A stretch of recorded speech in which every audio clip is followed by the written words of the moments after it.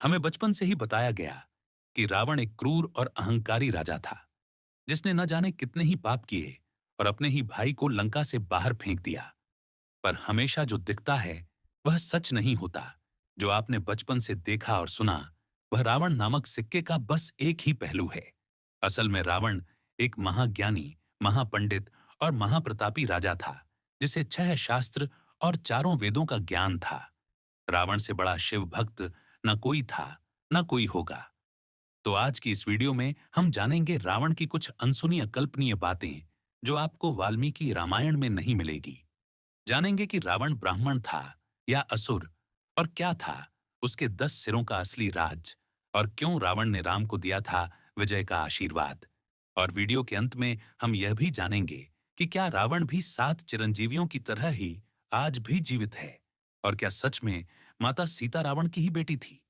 तो चलिए जानते हैं एक महान विद्वान, सफल शासक, मीणा उस्ताद, शिव भक्त रावण की असली कहानी। रावण अपनी शक्तियों से तीनों लोकों को जीत चुका था। उसने यम को भी हराकर काल को बंदी बना रखा था। नवग्रह उसके पैरों के नीचे थे। इतना ज्ञान और शक्ति होने के बावजूद रावण अहंकारी था। दरअसल रावण के पिता अर्षि विश्रवा थे, जिनसे रावण ने शास्त्रों और वेदों को सीखा, जिसके कारण उसे महाज्ञानी और महापंडित कहा जाता है। वहीं उसकी माता कैकसी राक्षस कुल की थी, जिसके कारण रावण में राक्षसों वाले गुण भी थे। एक और इंटरेस्टिंग बात तो यह कि रावण ब्रह्मा जी के भी परपोते थे। रावण के दादा अर्षपुलस्ते ब्रह्मा के 10 बेटों में से एक थे। रावण ने अपने दोनों भाई कुंभकर्ण और विभीषण के साथ ब्रह्मा जी की कठोर तपस्या की। उसने हजारों सालों तक तपस्या की।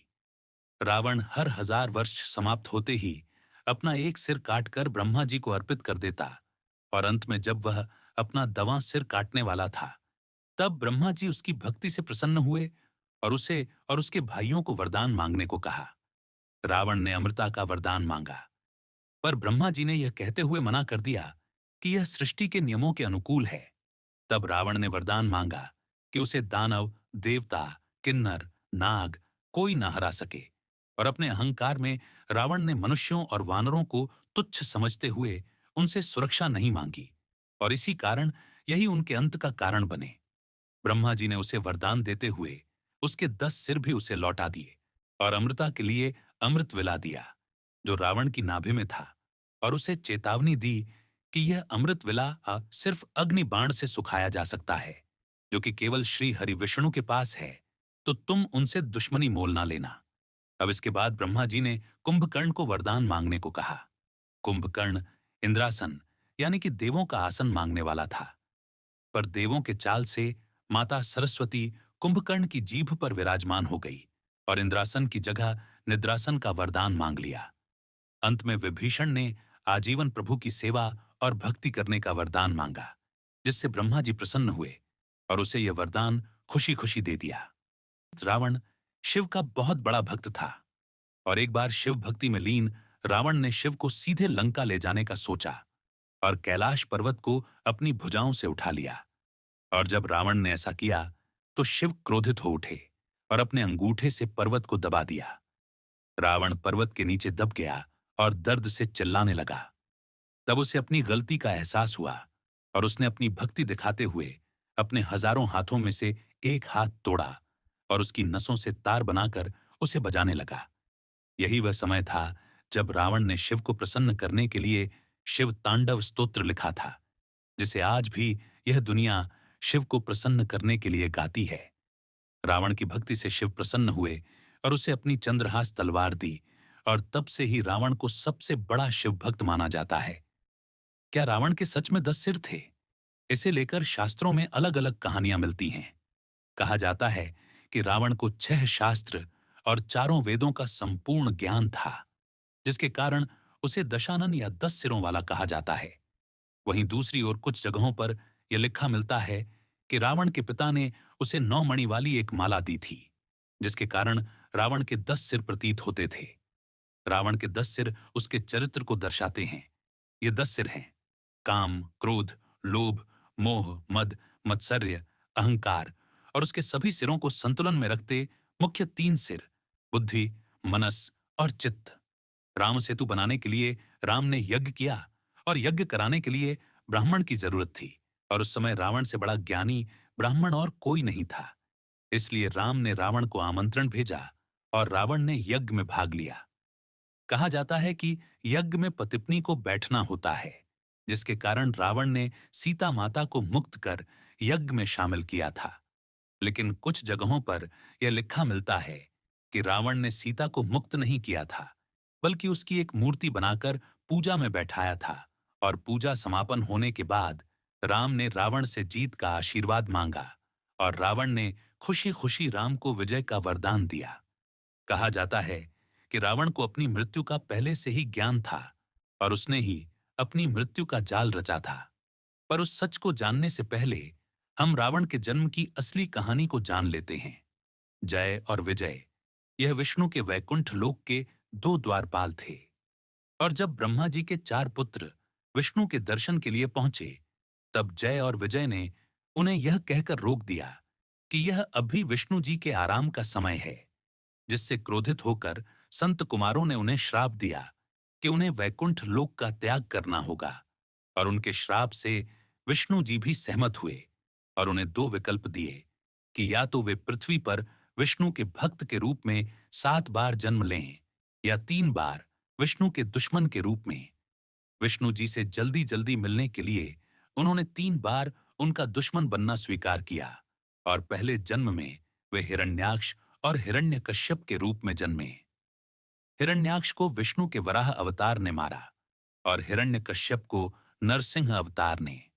दूसरे जन्म में वे रावण और कुंभकर्ण के रूप में जन्मे, जिन्हें विष्णु के अवतार राम द्वारा मारा गया। तीसरे जन्म में वे शिशुपाल और दंतवक्र के रूप में जन्मे, जिन्हें श्री कृष्ण द्वारा मारा गया। माना जाता है कि माता सीता रावण की मृत्यु का कारण बनी, पर यह पूरी तरह सच नहीं है। इसके पहले भी रावण को कई ऐसे श्राप मिले जो अंत में उसकी मृत्यु का कारण बने। एक समय की बात है, जब स्वर्ग की अप्सरा रंभा कुबेर के बेटे के पास जा रही थी, तब मार्ग में रावण ने उससे छेड़छाड़ की, जिससे क्रोधित होकर कुबेर के बेटे ने रावण को श्राप दिया कि अगर वह स्त्री की इजाजत के बिना उसे हाथ लगाएगा तो वह भस्म हो जाएगा। और इसी श्राप के चलते रावण ने माता सीता को हाथ नहीं लगाया। दूसरा यह है कि रावण अपनी अहंकार और जीतने की चाह में कई राजा महाराजाओं को मारता गया और जब उसने 21वें रघुवंशी राजा अनरण्य को मारा, तो अनरण्य ने उसे श्राप दिया कि मेरे ही वंश के राजकुमार द्वारा तुम मारे जाओगे, और ऐसा ही हुआ। 62वें रघुवंशी वंशज राजकुमार राम द्वारा रावण को मारा गया। पर कुछ लोगों का यह मानना है कि रावण मरा नहीं, बल्कि आज भी जीवित है और कलयुग के अंत के पश्चात वेद और शास्त्रों का ज्ञान देने फिर से आएंगे और अभी वे लंका की किसी गुफा में हैं। तो चलिए जानते हैं इसकी असली सच्चाई।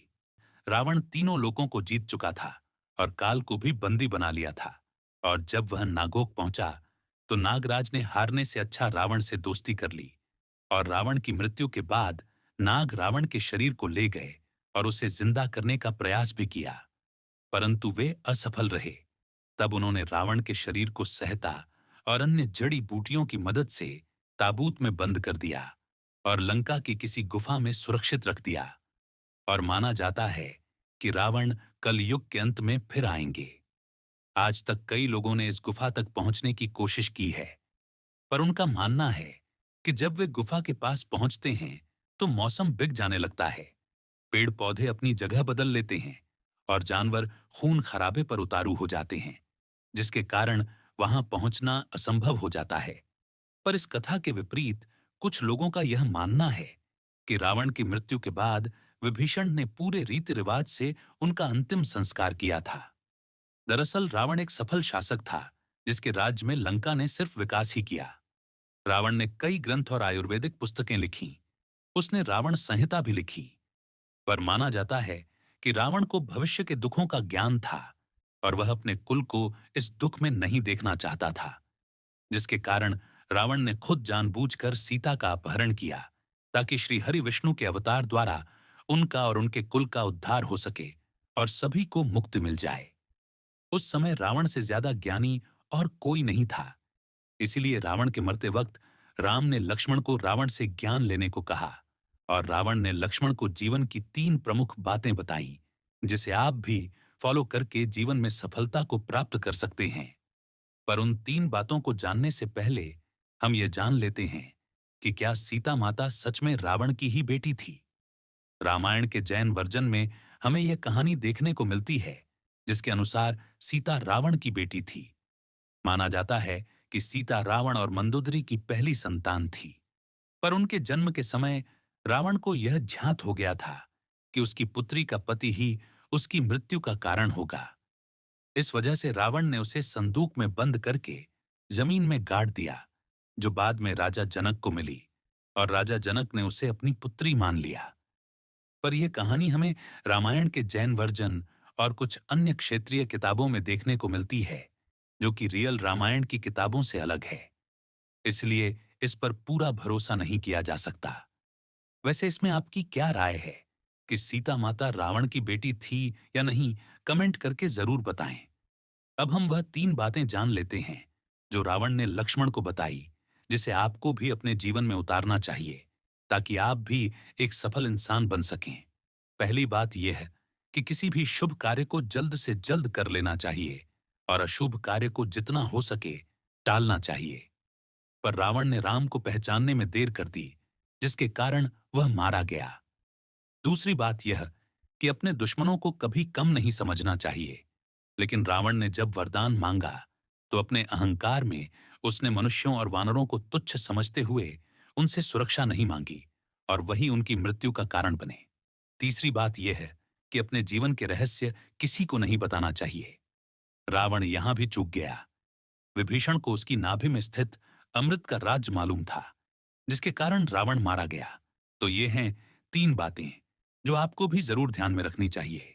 रावण सिर्फ एक राक्षस नहीं था।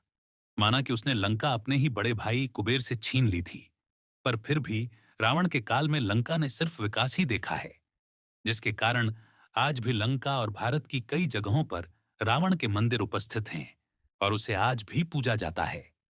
रावण एक महान चिकित्सक और आयुर्वेदाचार्य भी थे और उन्हें भविष्य की बीमारियों का पहले से ज्ञान था और इसी वजह से उन्होंने आयुर्वेद पर 7 पुस्तकें लिखीं। रावण जैसा ना कोई था न कोई होगा। रावण की शिव भक्ति ने शिव को भी प्रभावित कर दिया। तो ये थी महाज्ञानी महापंडित रावण की असली कहानी, जिसकी जिंदगी का बस आपको एक ही पहलू मालूम था, जिस जीवन का अंत प्रभु श्री राम ने किया। और अगर आपको वीडियो से कुछ नया जानने और सीखने को मिला हो, तो कमेंट में जय श्री राम जरूर लिखें। धन्यवाद।